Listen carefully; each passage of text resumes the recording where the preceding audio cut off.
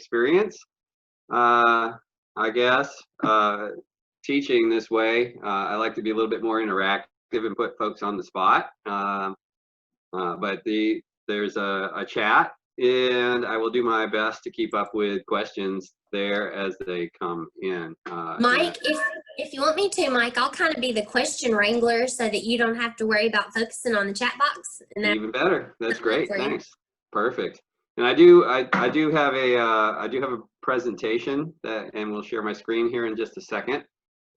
Just a little bit about who I am and why you're listening to my face talk to you tonight.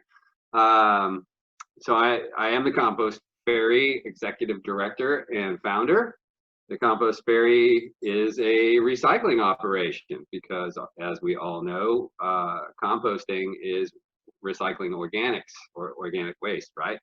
And we'll get further into that in a little bit. But the Compost Fairy, we started a long time ago. We got our charter in October of 2017, and it's been off to the races since then. But I went to the University of Memphis, got my master's degree in earth science with a focus in landscape ecology and biogeography. I did postgraduate research in Europe under a Fulbright grant and continued that research with the European Union for a couple of years.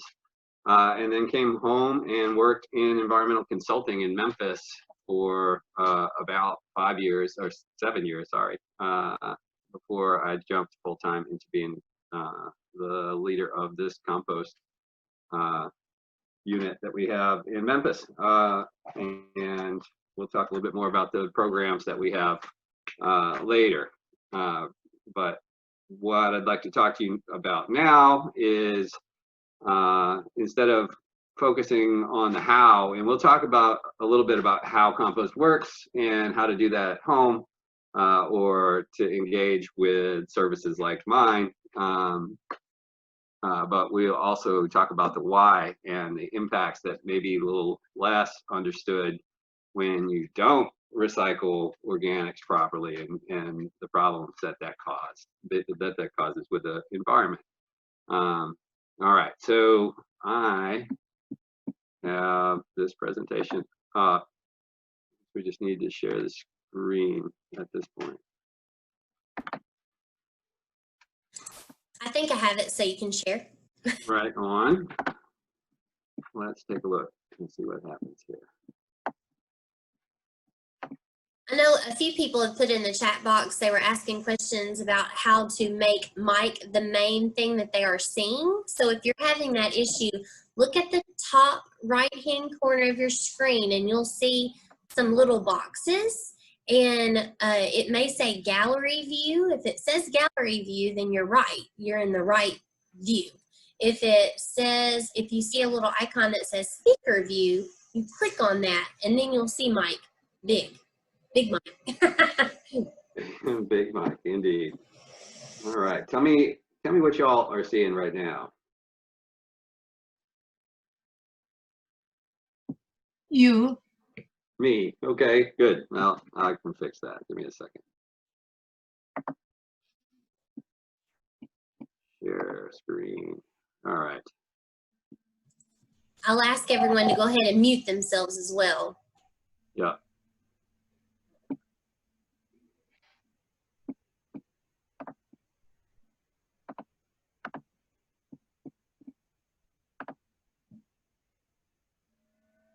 All right. Can you see the title screen now? No, we can't see it. No. Okay. No. I've got multiple screens. I think that's probably part of the issue. Yeah. Sometimes it gets tricky when you got more than one. True story.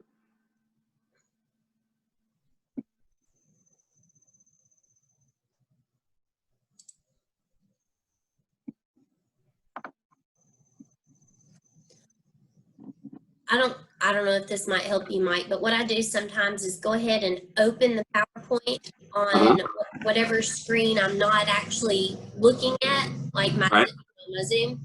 And then when you click the green share arrow, it should pull up all the options of every window that you have open.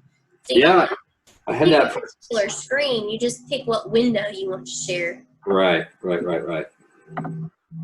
I don't know if that's helpful or not. It should be.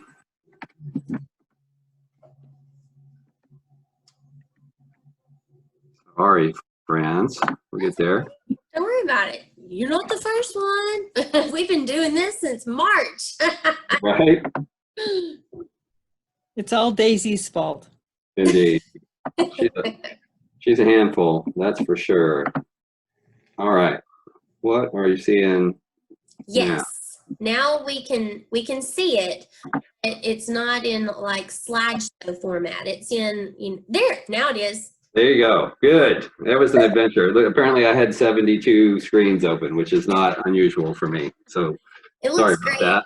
Yeah. Okay, good. So yeah, instead of how compost and walking through the Rodale's manual with everybody, we're going to talk a little bit more about why compost tonight, and include a little bit of the how and the who and the when and the what's in why.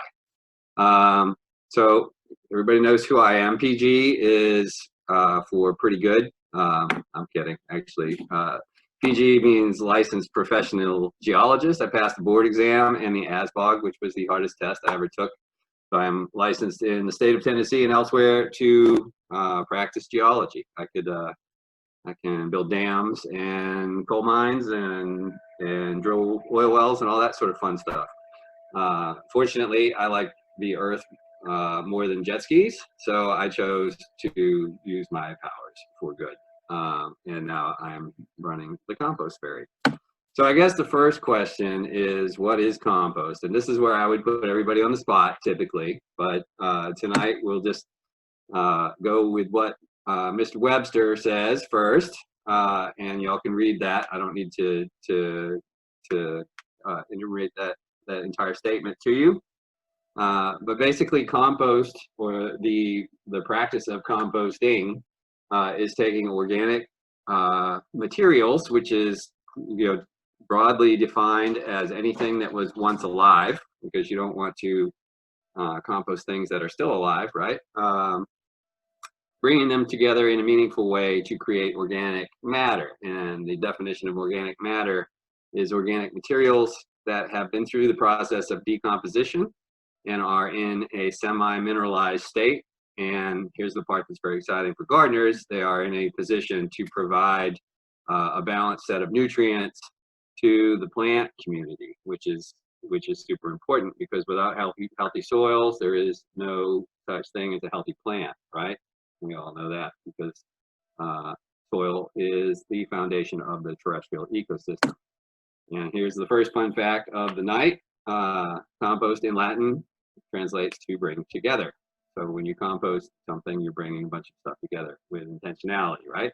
So if you think about what, also in France, maybe they call jellies and jams compote, right? It's the same thing. You're just bringing stuff together to make delicious jellies instead of compost. So yeah, here again, I would put you on the spot. Compost needs humans to occur, right? Well, not exactly, right? If we are fond of walking through the woods and you go out and you see a scene like this in the late summer, early fall, and you kick over some of those fresh leaves and you see and smell that super delicious, dark, rich, organic earth, that's what happens without us. It's a natural process, and really the compost started when the first organisms started to die on planet Earth and needed to become part of the nutrient cycle again. And in the woods, we typically just call compost humus, and humus in Latin, fun fact number 2 for the night, translates to soil, which again is the foundation of the terrestrial ecosystem. And without healthy soil, there are no healthy plants. I'm going to say that about 35 times tonight. Yeah, so we can do all sorts of things to speed the process of humus generation up to make compost, right? And modern composting is nothing but that. It's just, you know, anthropogenically controlled decomposition process, which I do every day. So, you know, oak leaves that fall out in Shelby Farms at the park may sit there for 2 years before they're fully decomposed and back into the nutrient cycle for the trees that they came from. On our industrial composting site, I can take those same leaves and turn them around and make them nutrient dense compost in less than 70 days. Which is pretty quick by anybody's standards. Well, there's lots of ways to accomplish this. There are, in my opinion, there are as many methods for making compost as there are composters. Everybody, it's kind of like beekeeping, which I am also a beekeeper. Everybody has their own method, but there are a couple of basics. And really, if you know how to bake a loaf of bread or pizza crust, then you can make good compost because it's all about the recipe. And you know, you can get pretty boutiquey. Don't tell me that, Mike, because bread is so hard. Yes, I mean, there are a couple of like fundamental principles, and I guess I'm spoiled. It's kind of like, so my grandmother was French Canadian, and she made her own bread until she was 95.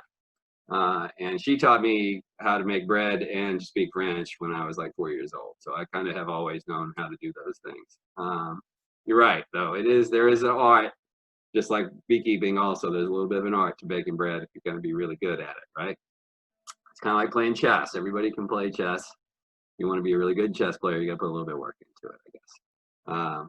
But yeah, it's definitely a recipe, and in our industry, they're referred to as recipes. And unless your first name is Dr. Elaine and your last name is Ingham, I would probably just kind of stick to the basics. And the thing about composting is that it is a pretty forgiving scientific discipline. So anything you come up with is probably going to be a useful product.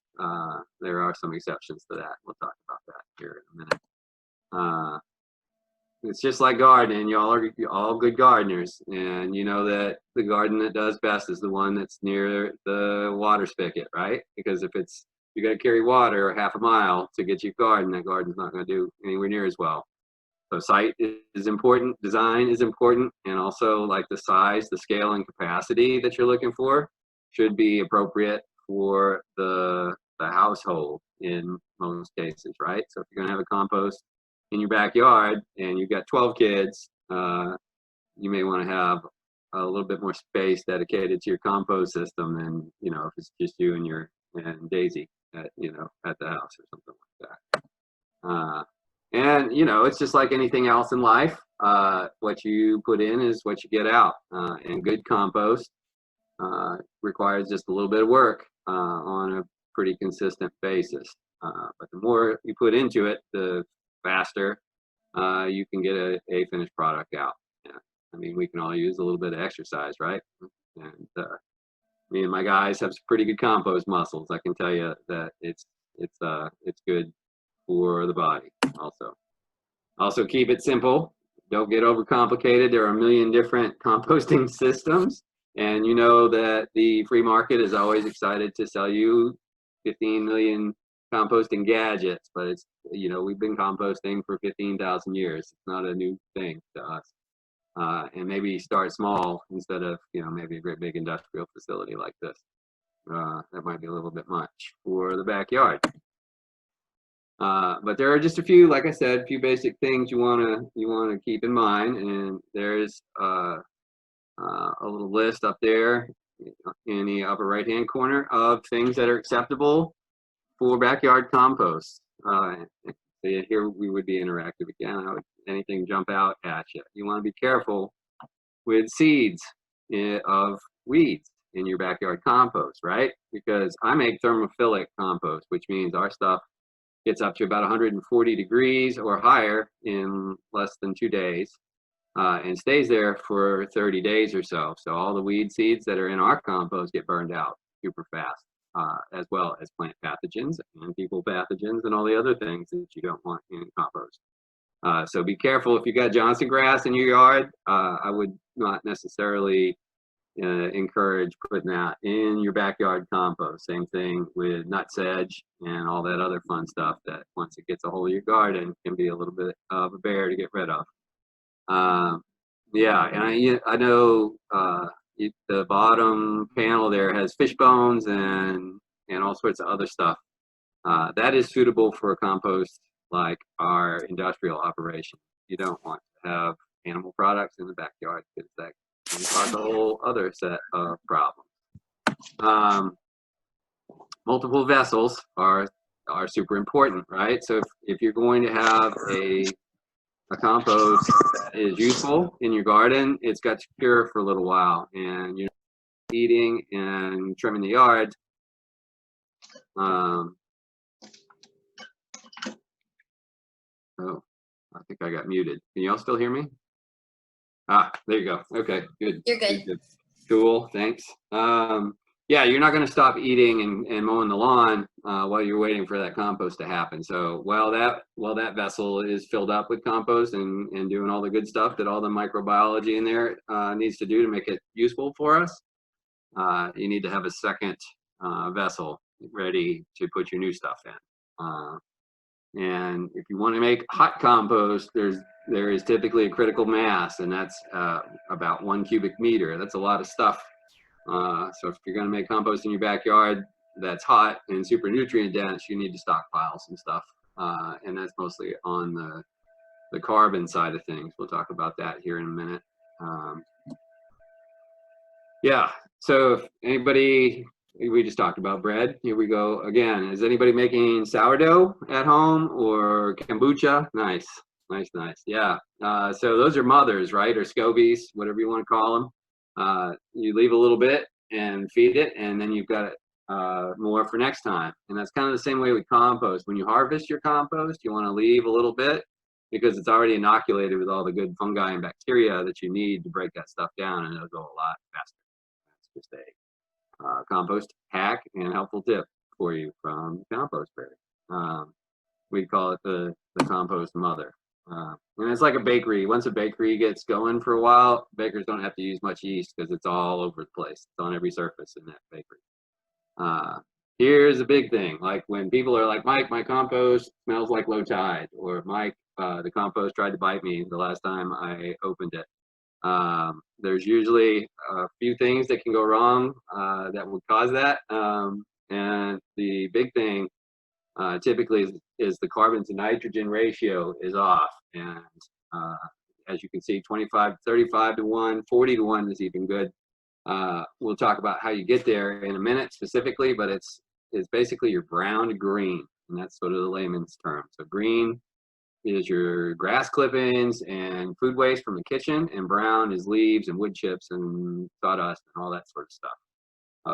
You need to get that ratio right if you're going to make a good compost product. If you can do that, pretty much everything else is kind of smooth sailing.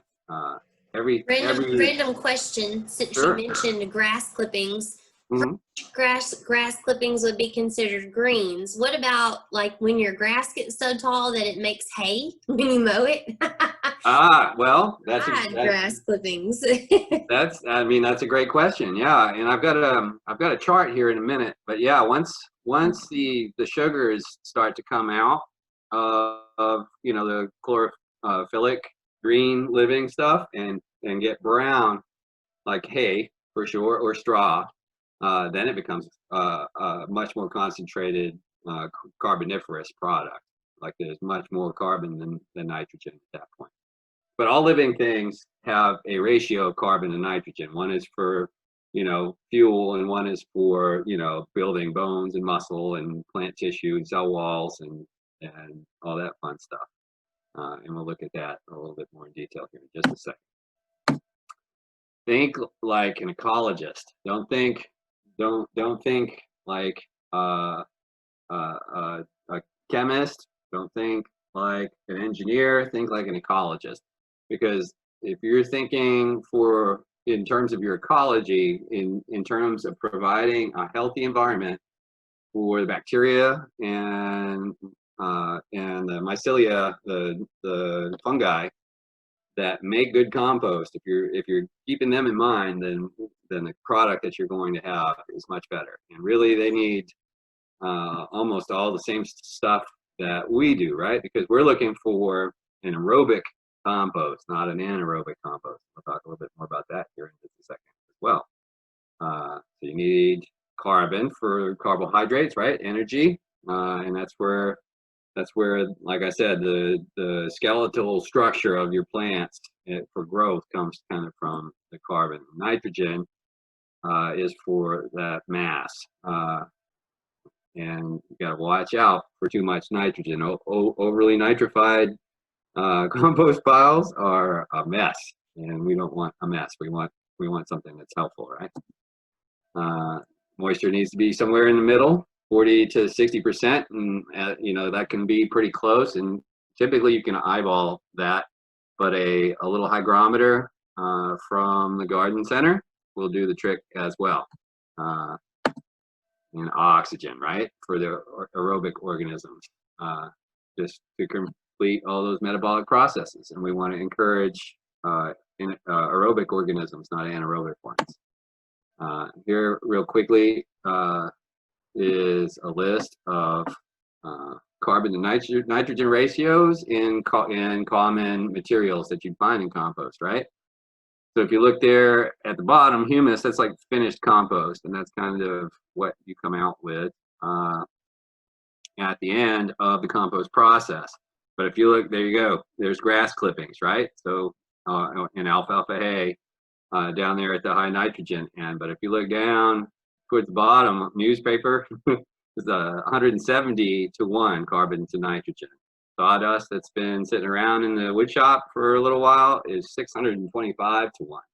So it doesn't take a whole lot of that stuff to balance out all of that green, you know, manure and vegetable trimmings and food scraps and stuff from the house. And I'll share this with y'all, so you've got it. This is all open source. It's not proprietary, so you'll have this for a reference in the future.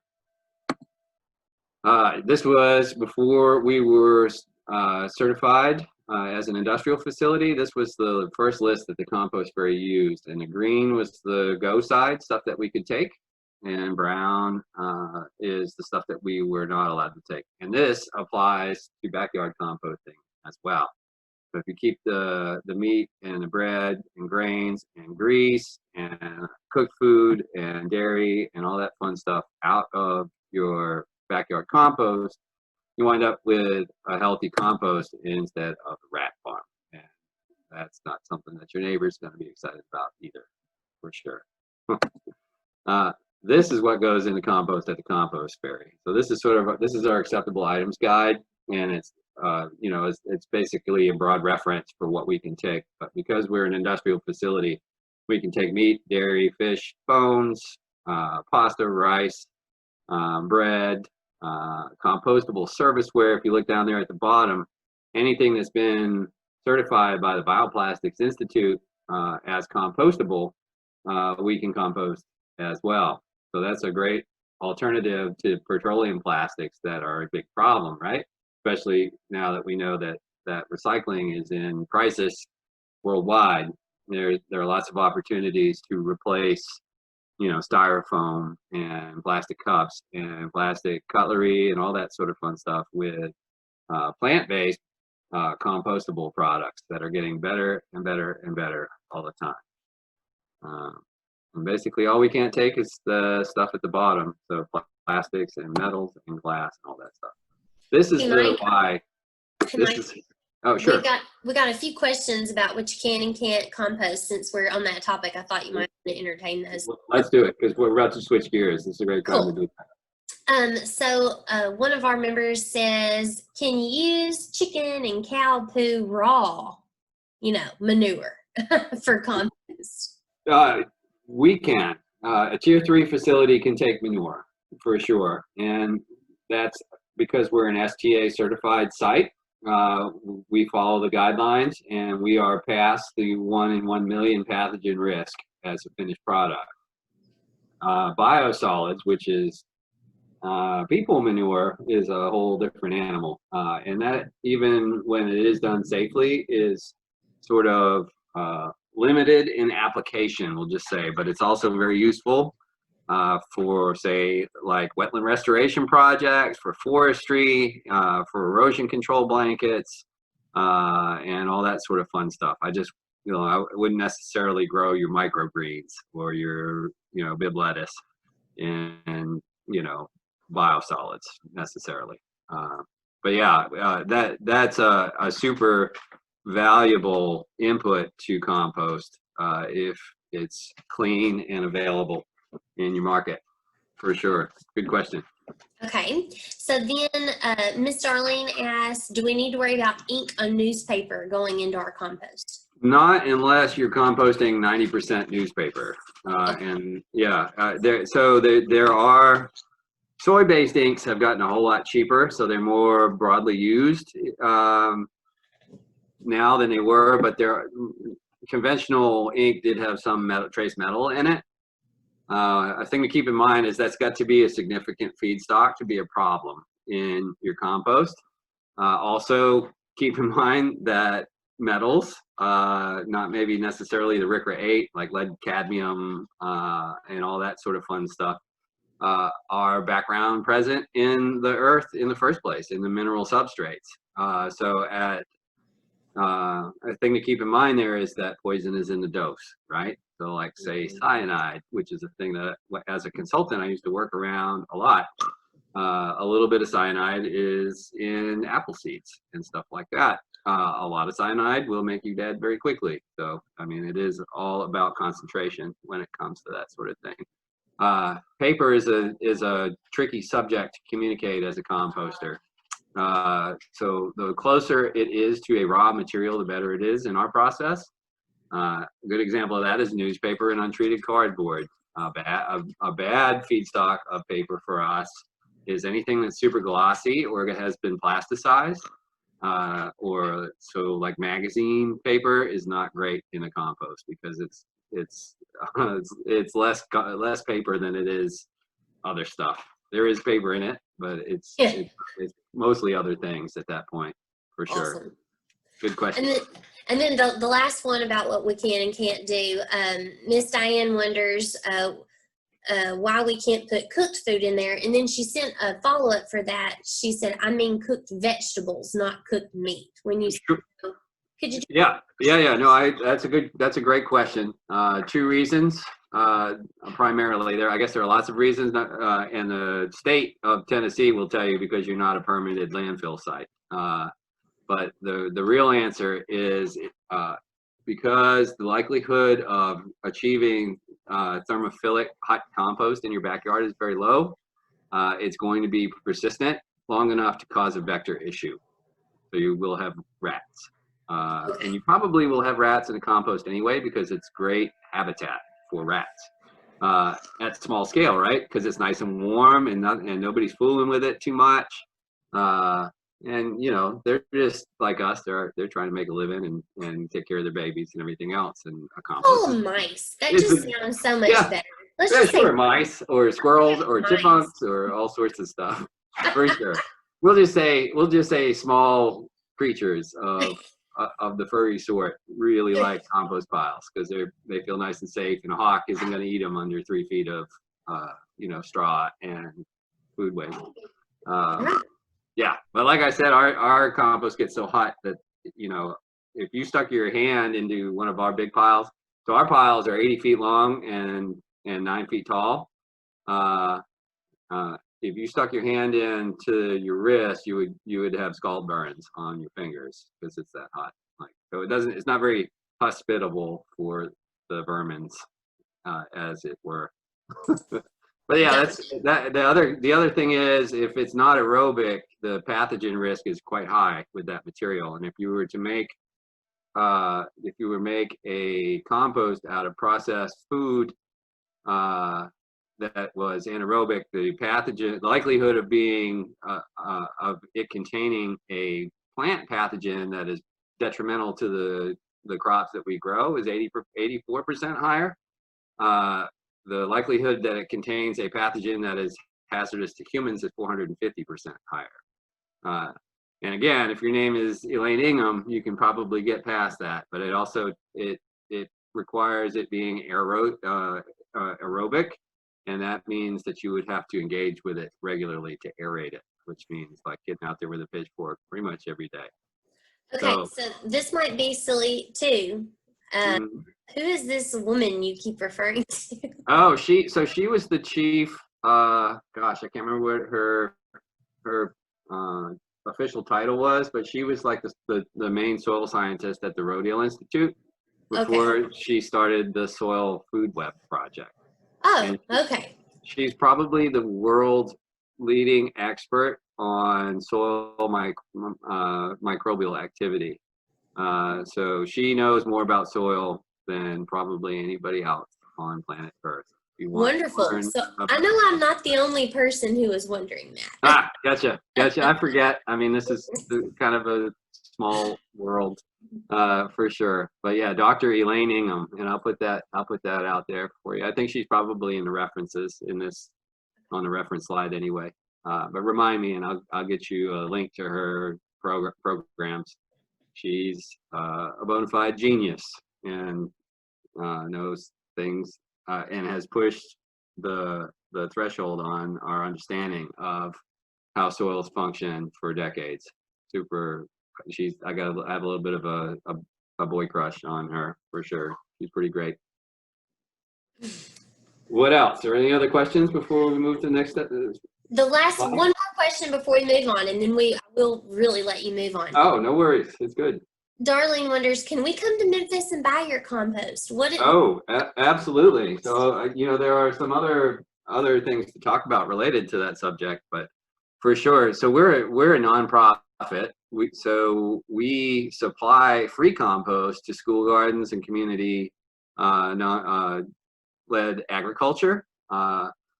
We are like neck deep with farmers in creating a sustainable food production loop. We work with 11 farms, and 3 of them are free of synthetic inputs at this point, which means they are only growing in our compost. And that is significant in a lot of ways, but the big deal, and this is, pay attention to how many wins this is in a row here. What that does is it allows farmers to own the fertility of their land. They're not dependent on synthetic inputs like Miracle Grow or Triple 13 or all the chemical fertilizers and herbicides and pesticides and all the other sides that are associated to conventional agriculture techniques, right? And what that does is it makes them in a position to create more nutrient dense food at a lower price point. And they get to pass that cheaper, more nutritious food on to the public. And that's a win for public health as well. So farmers win, everybody else wins. And I guess except for the executives at the chemical companies. They're the only ones that don't win. So I mean, like compost that we would make in our home compost generally is not super high in nutrients. Like it does lots of things to improve the health of your soil, but it doesn't have the nutrients that would be required to like carry an entire crop through its growth season. Not in a backyard compost. So the compost that we make is much more nutritious. What is very important to understand is that our compost, the one that we make, and also the one that you're making in your backyard to a lesser extent, is full of living organisms. And there's a slide about this later, but I'll talk about it now. In a half a cup of active compost, like the thermophilic compost that we make, there are more organisms than there are on planet Earth. More humans, more organisms in that handful of soil than there are humans on planet Earth. That's what I'm trying to say. And what that means is that the compost will give you tilth and soil structure. The organisms in there are in a relationship with plants. Those organisms are the ones that are providing nutrients to the plants, not the actual compost. We like to say that compost is the house that life lives in. And that's the easiest way to conceptualize it. And I'm gonna very much simplify that loop real quick and explain that. So plants exude sugars from their root systems. The sugars that are exuded from the roots attract bacteria, right? It's a trap, right? So they're attracting bacteria to that rhizosphere, that root zone. And the reason that they're attracting that bacteria isn't because they want the bacteria, it's because they want the protozoa and the microarthropods to come and eat the bacteria, because when they eat the bacteria and then excrete their waste, the waste from those arthropods and protozoa is perfectly balanced nutrient for a plant. And that's a super simplified version of that, and I'm happy to go into more detail anywhere that people want to. But that is colloquially referred to as the poop loop. No kidding. So yeah, so the plants exude sugar. The sugar attracts bacteria. The bacteria are eaten by larger predatory organisms, and the predatory organisms excrete the nutrients the plants need to thrive.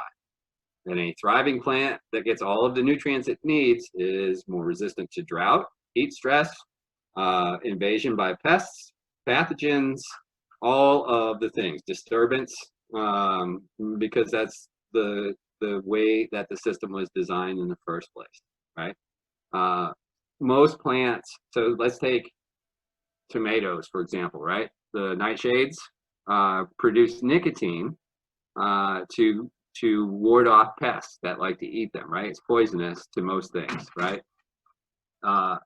Nicotinoids, the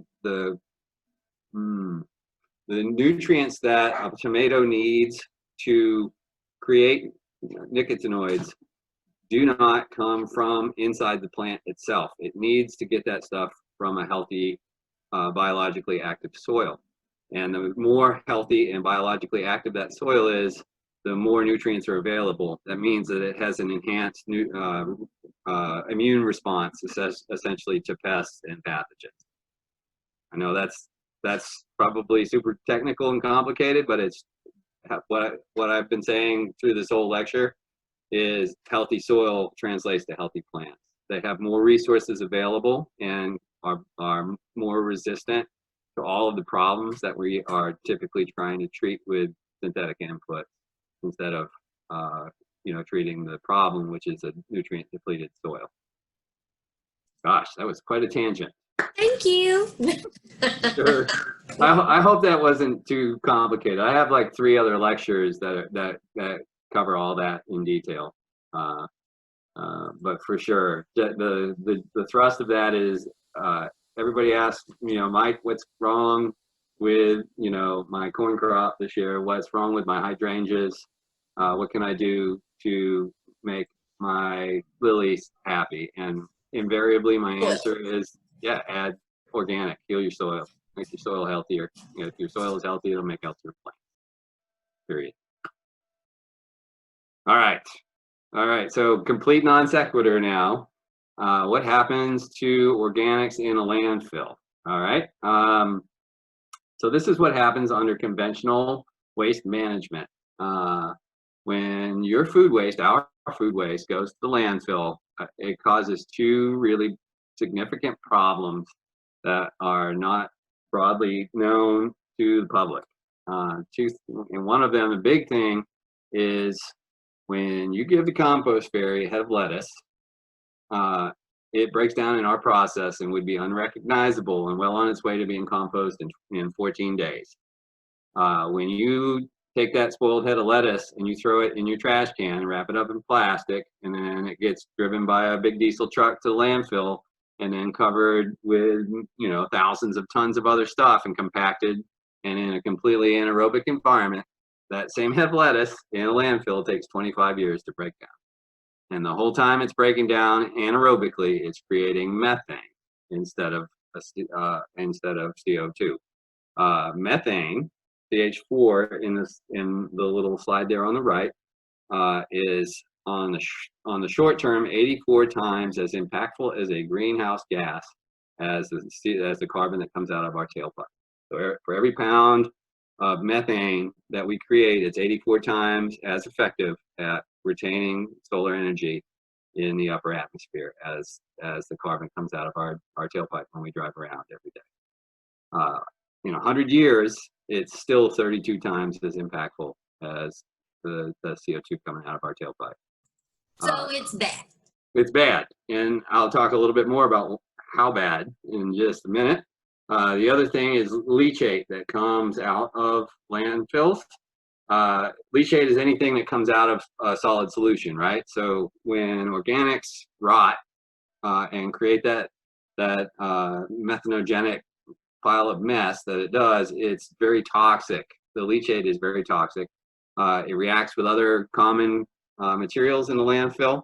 And in a lined landfill, which is all the new permitted landfills are lined, there's a super complicated infrastructure of piping on the bottom above the liner that is very costly to transport and treat so that it can be put back into the hydrologic cycle. And the taxpayers, which are you and me, are subsidizing that. So, I mean, there is a better way of handling that stuff. So leachate and methane, two things that don't happen in the compost process that do happen in the landfill, and super easy to avoid. And I've got a citation for that. It was a peer-reviewed British study that was done in 2016. That number keeps getting higher. Like the more we understand the impact of it, the higher it gets. So it's super critical that we get a handle on that stuff sooner rather than later. And it's combustible, as in it blows up. So this is a drone photo of Shelby County landfill in the background. That's what they call white waste, and that is the leading edge of the cell before they put the daily cover on it right there. There is no such thing as away. We don't throw things away. Away is a place, and in Memphis, it's on Malone Road. And we, in Shelby County, throw away 1.5 million tons of waste in those landfills every year. Here's the big deal about composting. So easily composted material of that consists of about 225,000 tons. So we could very quickly divert that much out of it. If we composted only a quarter of that, the amount of money that the city of Memphis would save in tipping fees, bringing it to us rather than sending it to the landfill, is $1.5 million. The more they send us, the more we can save the people of Memphis. And that's anywhere else that we're working as well. The amount of atmospheric carbon is reduced by 215 million pounds. That's about 100,000 cars off the road every year, and extends the landfill life and significantly reduces the amount of leachate that's produced, which we talked about in the last slide. Lots of wins, and it's an easy, simple thing to change, really and truly. But I've stood at the edge of that landfill, and my brain just has a hard time understanding that there are tens of thousands of landfills in the country, and we're just like a house cat. The kitty cat goes in the backyard and tries to bury his problems. We put men on the moon. I think we can do a little bit better than house cat technology. This is an interesting thing, and by way of explanation, this is the NRDC breakdown on where food waste comes from in Memphis. We have done some preliminary studies on Jackson to see if a program like ours is feasible in the city of Jackson. Your pie chart looks a lot different. Like you have a lot more food aggregators there and food processing infrastructure. So a lot more of your constituent of food waste would come from industrial feedstocks. But they're all important, and we will look further into that in the future. But you can see in Memphis that 40% of our food waste comes from residential. If you count residential and restaurants, it's 2/3 of all the food waste produced in this community. Pretty amazing.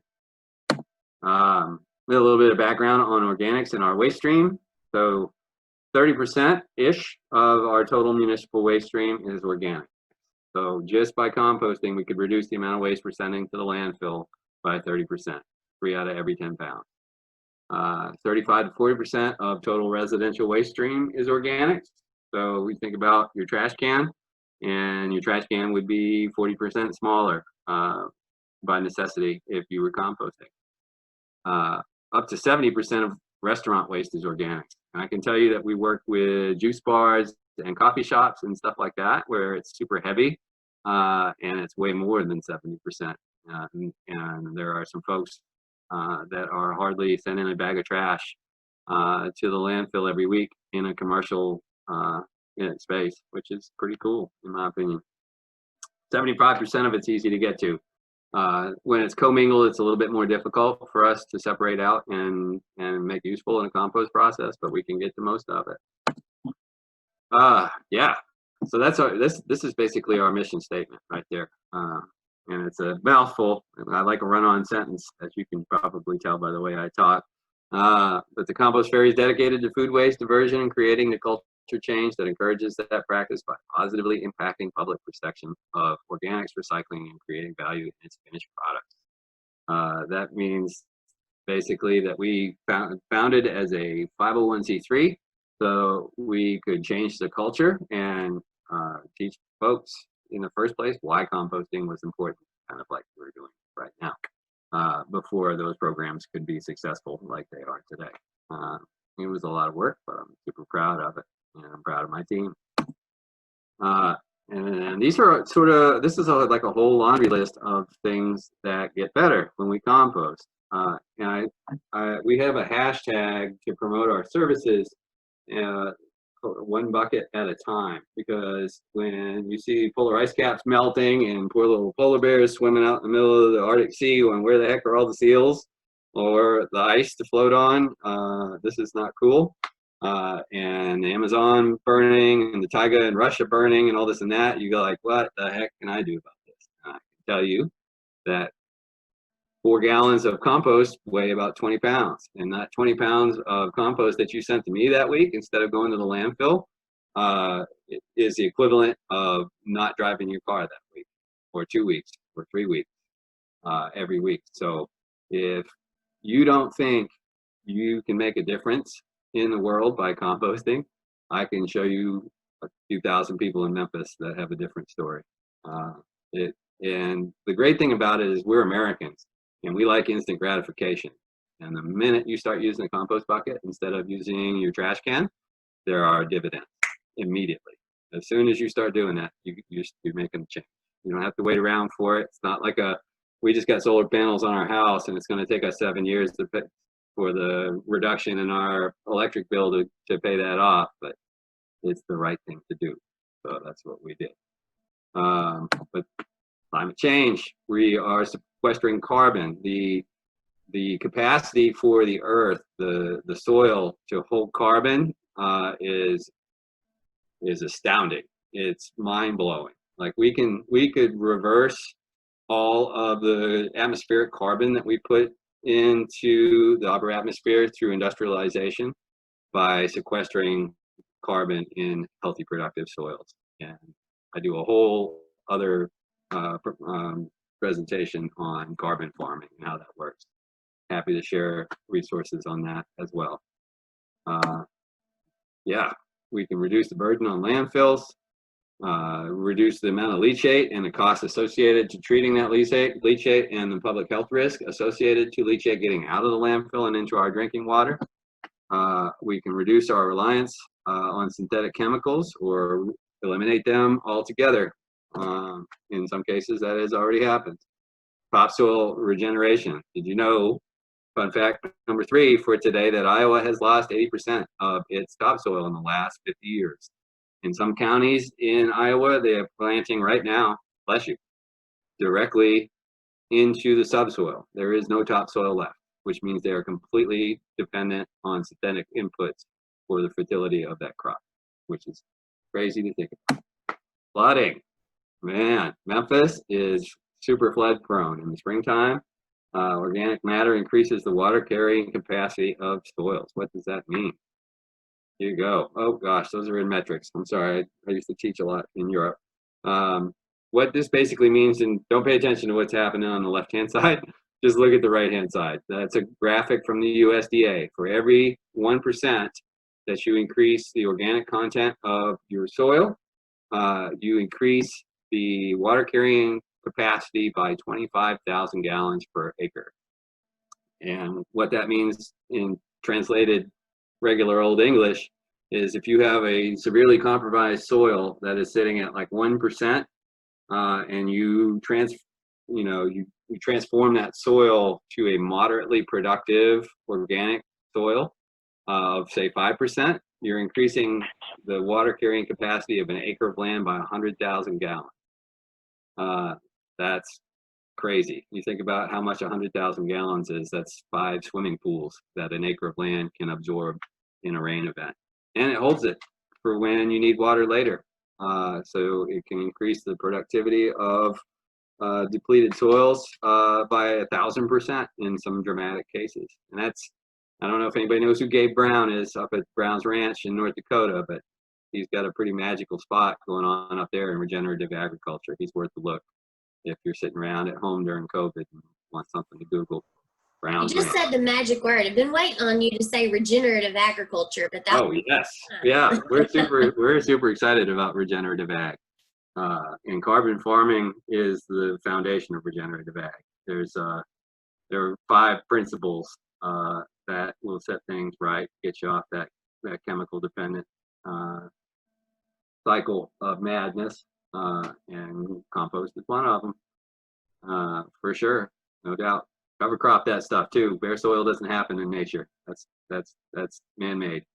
The only place you see bare soil is in the desert and the beach, right?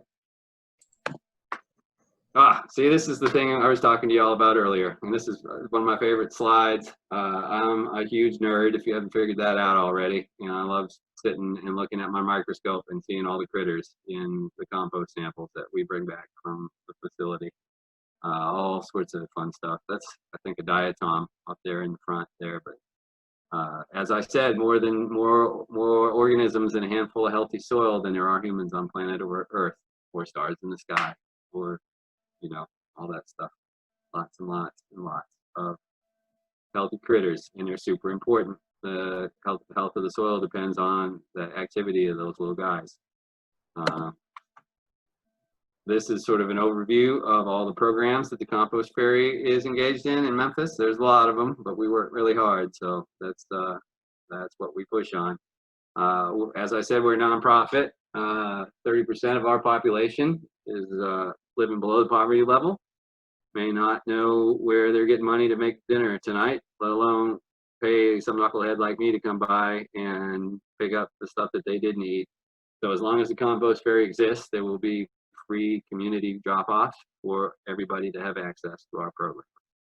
Do lots of presentations like this one here right now. We did zero waste events, and hopefully we'll be doing some of those again soon. We'll see what happens.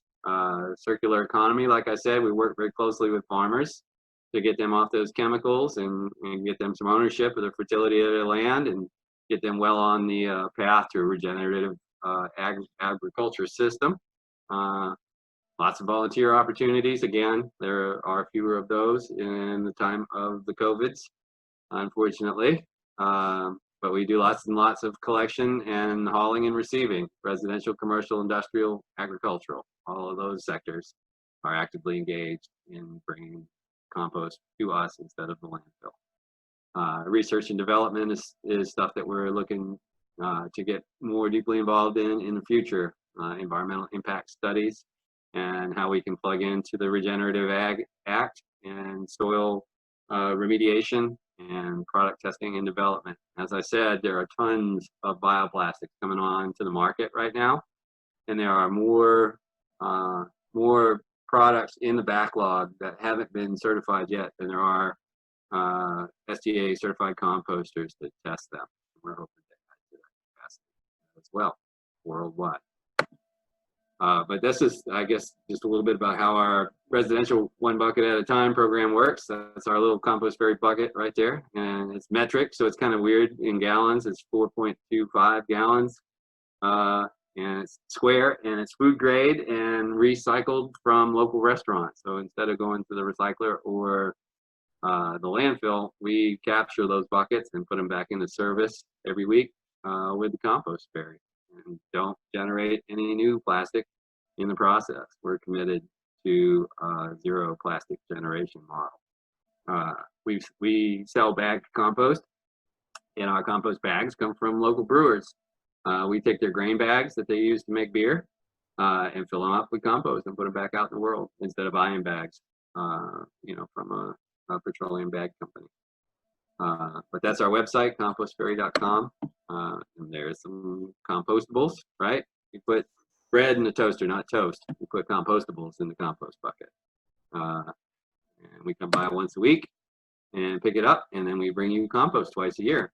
And that kind of closes that carbon gap, right? So in the spring, you get compost from us for your veggie gardens, and in the fall, when you have a plant sale in Jackson and you need some good compost to put your new plants in the ground, it's there for you in the fall as well. And subscribers get to buy it at a deep discount anytime otherwise in the year that they need it. And if you don't, do you do any like bulk, like where you could like buy a scoop of it? Oh yeah, absolutely. Yeah, we sell bulk by the yard. Okay, good. And it's, landscapers and farmers mostly, but yeah, we get folks coming that are like, we're whole hog into this. We need 5 yards of compost. Oh yeah, so our waste management facility here in Jackson, they used to make a compost. They did the whole biosolids thing, and they used all the chopped up wood things from the city people that had to chop up the trees and all that kind of stuff. And it was great. And I think like tons of the master gardeners use that stuff, and then they just decided to quit doing it one day. Yeah, it's crazy. So now everybody's like, oh, I don't have any compost. And well, we've got all the compost you want over here in Memphis. Yeah, for sure. We were doing about so we just moved forward with a partnership with the city of Memphis, and we just took over one of their old mulch yards. That's a 15-acre site, which is basically weapons free for how much compost that we can collect, because we move it so quickly. We will probably never run into a capacity issue there. But we'll go from about 12,000 yards this year to 80,000 yards next year, and hopefully up to about 250,000 yards the year after that. We'll see what happens. But we're working with folks regionally here in Memphis already. We're in negotiations with folks from Dyersburg and other places outside of Memphis as well. So we will be a regional provider of both composting services and finished compost products. Awesome. You can tell we're compost hungry, because here's another question. How much is it per yard, please? Yeah. So right now our compost is $40 a yard for finished screened compost. And that's mature past the Solvita of 93%. So it's all converted from ammonia to nitrate. So it's all ready to give your plants everything they need in terms of nutrition. But yeah, by the bag, screen, and on the new site, once we get up and running there, it'll get significantly cheaper by the yard. Hoping to reach a $25 or so price point on that, probably within the next year. But it's worth $40 a yard if you know what you're getting. Also, that's the thing to keep in mind. Good stuff. Yeah, they don't call it black gold for no reason. That's a fact. No doubt. No doubt. Yeah, a 1/4-inch application of compost pays dividends in fertility for 20 years with no reapplication. So there is no other product on the market that will do for your soil what compost does. And that's a quote directly from the University of Wisconsin. That's not me saying that.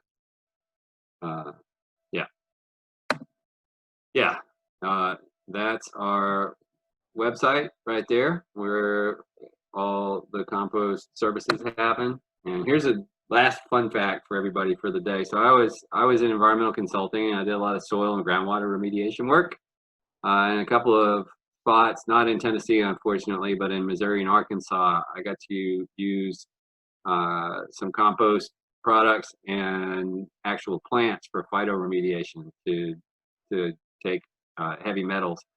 This was a battery plant here, actually, out of the soil.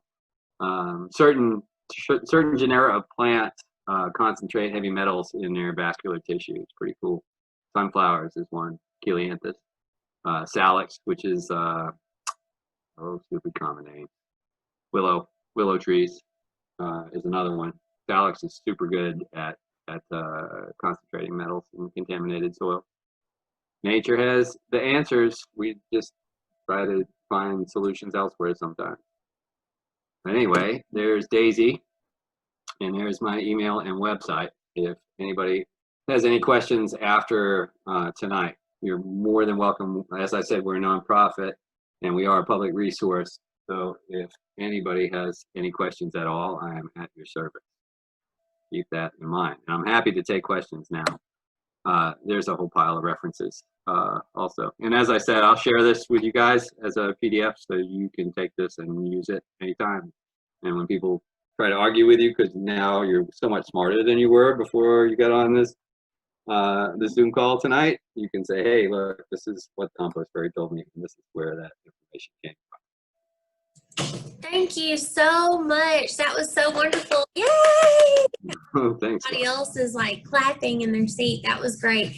And Nice. I really do appreciate that references slide because, you know, that's what extension, you know, university extension is all about, is we want to make recommendations on research-based information, not just, you know, run-of-the-mill stuff. And Master Absolutely. do a great job at trying to do that. Oh, look, y'all, who we have. Oh, Ellie says, you still working? Oh, no. They just got back home, so I guess that means our time is up, friends. Oh, gosh. All right. Let's see. Oh, Edna, we had a few that said, I didn't get Mike's email. Could you put your email slide? Oh, sure. There you go. Mike at thecompostfairy.com. I need you to be quiet for just a few minutes. And we've had great questions. I feel like we've been fielding them throughout the discussion, so we don't have a whole lot here at the very end. Well, here's one. Can fallen fruit be composted? Like if you had an apple tree or pear tree that dropped a bunch of fruit on the ground, I guess. Oh, yeah, for sure. Absolutely. That's legal in a backyard compost system as well. Okay. Great. Just lots of positive comments. You know, we'd love to see you here in Jackson, you know, so we'll get you back again to talk to us in person. Of course, we would love to have compost as well. Absolutely. Yeah. Well, we hope to, we really do hope to have services in place in Jackson in the future, no doubt. All right. Well, I don't want to keep you any longer. We super appreciate what you've done for us. And I know I learned a lot, so I know everybody else did too. And we know how to get in touch with you if we have more questions. Oh, anytime. Seriously. I mean it. I have a question for you before we let you go. So sure. I recorded this session, this Zoom session. Is it okay with you if I post this on our Master Gardener website, or would you rather me share it directly with our members only?